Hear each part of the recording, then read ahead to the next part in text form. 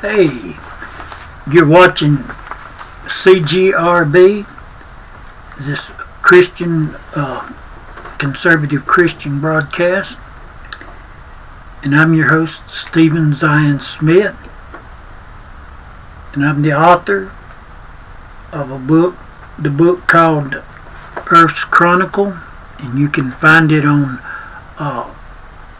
Kindle Direct Publishing or the Amazon.com, and it's published under Kindle Direct Publishing.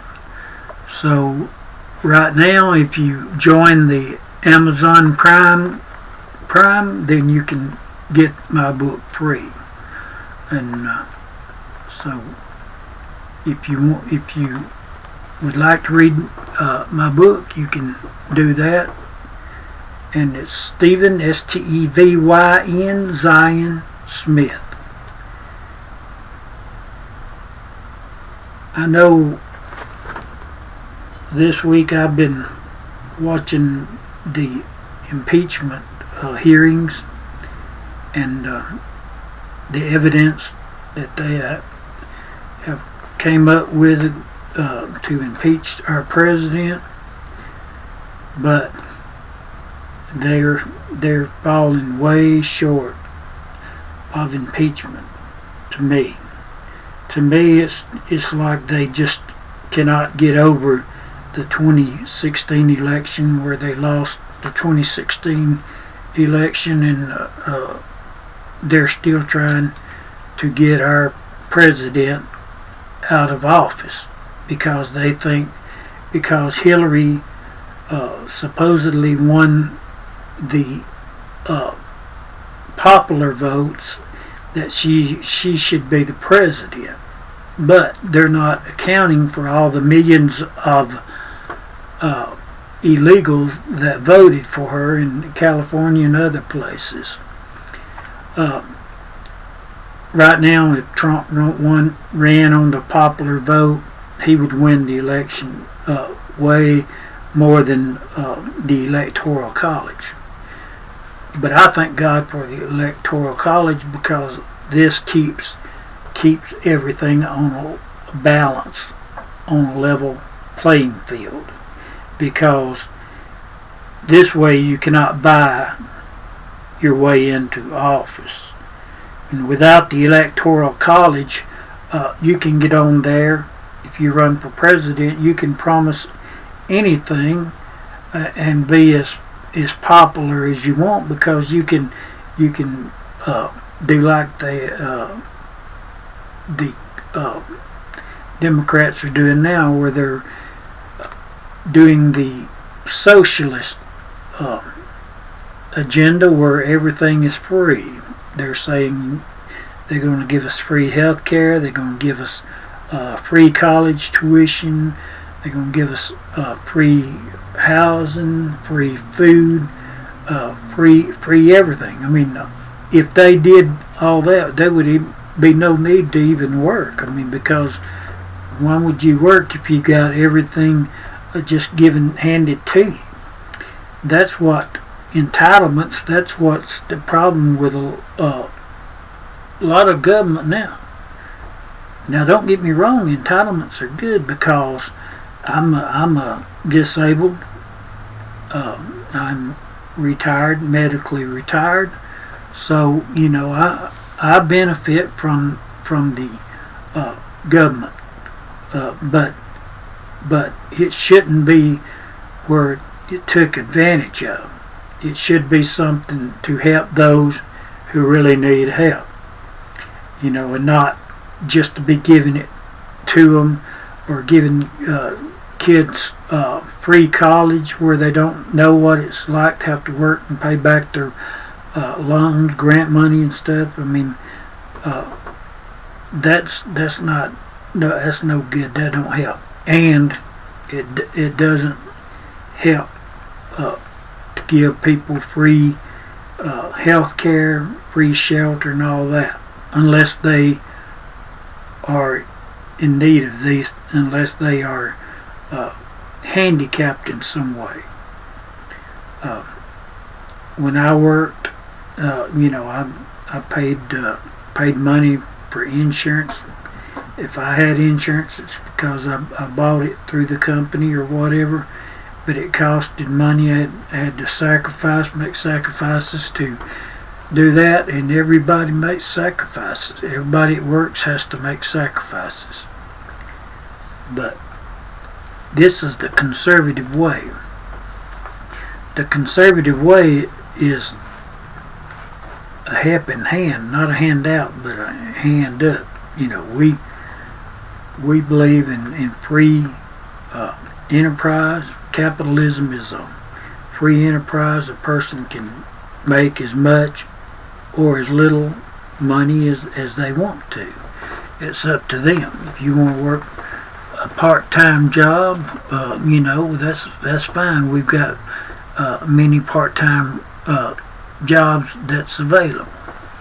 But if you want to work 60 hours a week, that's possible too. So you got at least you got choice, But just think how lazy we would all be if our housing was furnished, our transportation furnished, our college furnished, our food furnished, everything furnished for us. And that don't work, because socialism has failed everywhere that people has ever tried to live under a socialist rule. It don't work. And it sure won't work for a nation that has been under capitalism and under the kind of government that we have for so long. People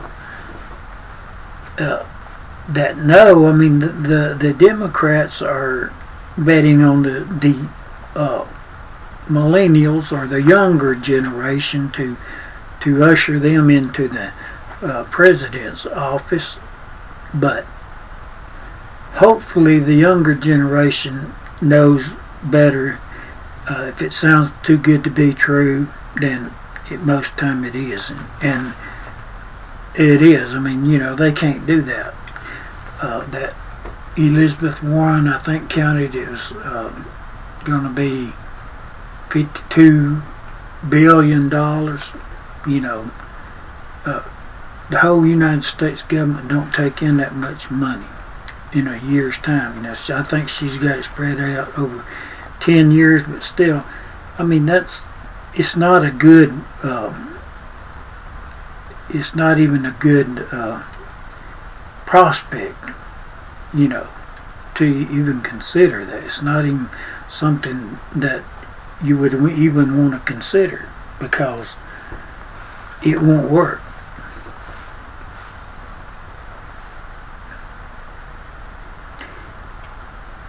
Now, in my book, Earth's Chronicles, I detail the detailed chronicles all the way from Adam all the way to Moses, from Moses to Abraham, from Abraham to King David, and from King David to Jesus. But what I show in the book is how Satan trying to cut the lineage in two to prevent Jesus from being born, because all this has been prophesied, that Jesus would be the heir of the royal lineage, the King of the Jews, the heir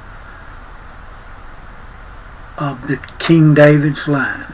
And so Satan has tried to prevent this from happening, and has done a lot and came close to doing this many times, but God always made sure that a way was made, that the line would not be broken.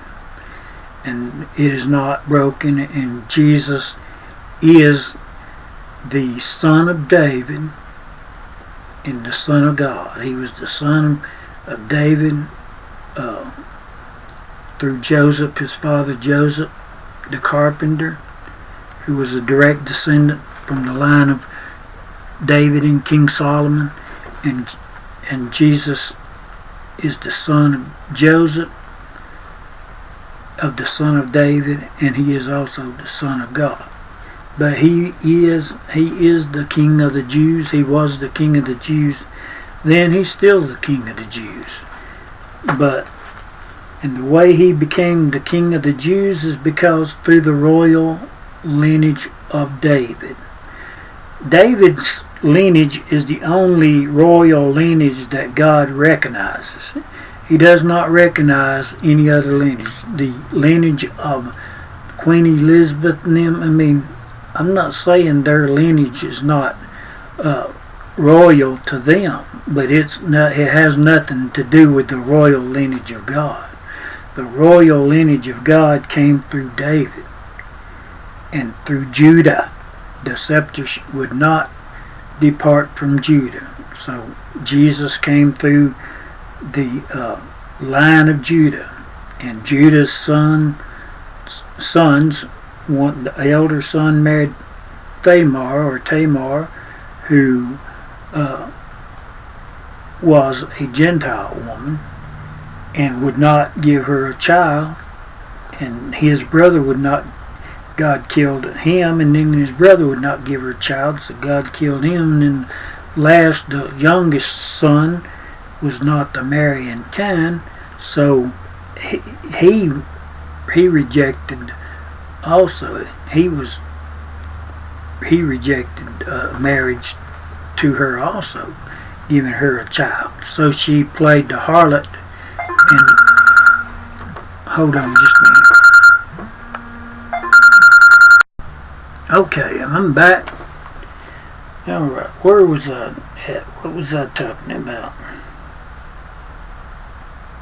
Oh yeah, Jesus being the King of the Jews, the Son of God, and the Son of Man.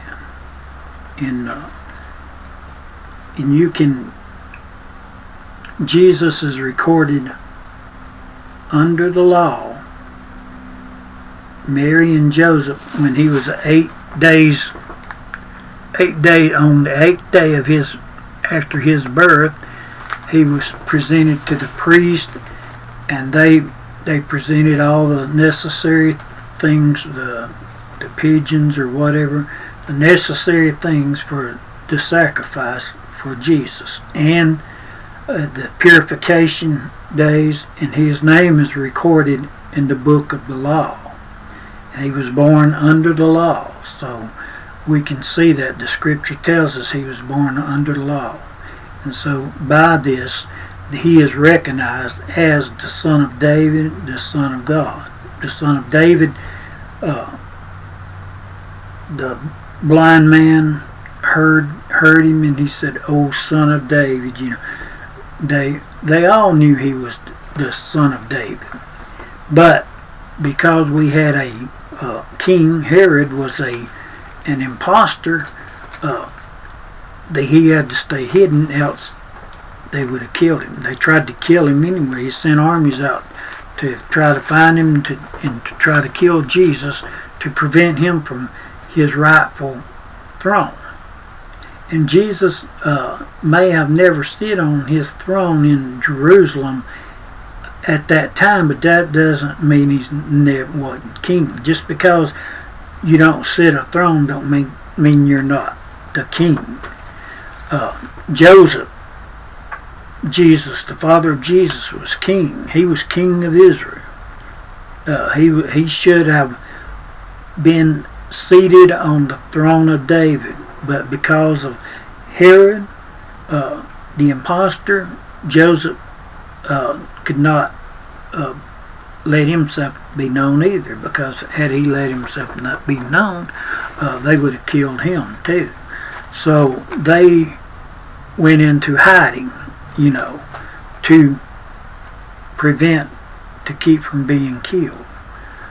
But at the same time, God had a purpose and a plan for them, and it made sure that Jesus was born in the time that he was supposed to be born, and he became known as the King of the Jews. Alright, I've only got 15 minutes here, so I'm going to have to go now, but I'll continue in just a minute.